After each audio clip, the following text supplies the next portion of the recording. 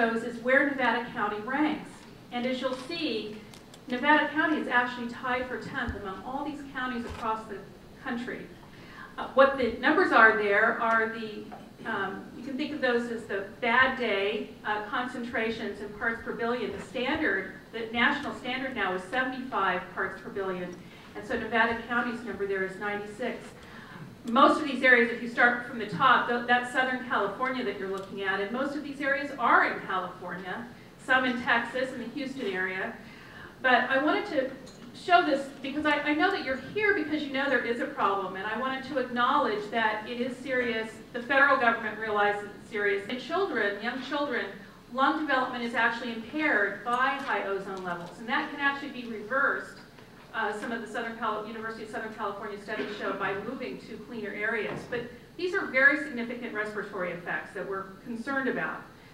There also are environmental effects, and I know we'll be talking about both of these more today. Damage to vegetation, reducing crop yield, and reducing forest growth, and these are all important. This is the kind of information that you can get from AirNow, and it's airnow.gov, showing a high ozone day.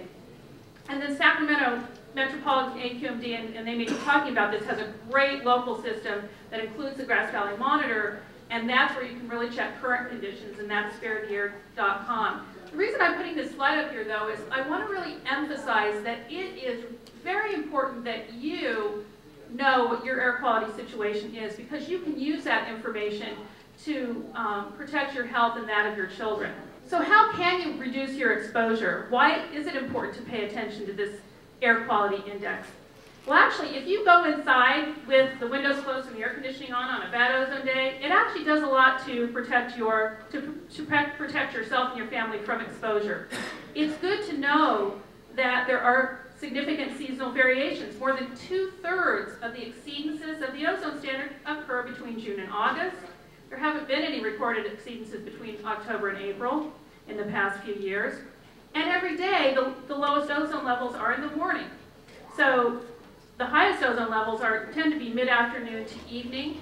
So if you know that, you may be able to plan your activities around it. There really are personal actions that you all can take to help clean the air and to reduce your own exposure. I've talked a little bit about how to reduce your exposure. There are things that you can do. Anything that you can do to conserve energy is likely going to reduce ozone levels as well. Make sure you don't spill fuel. Make sure you keep your engine tuned up. Make sure you keep your tires properly inflated. Make sure you carpool whenever you can. Use public transportation whenever you can.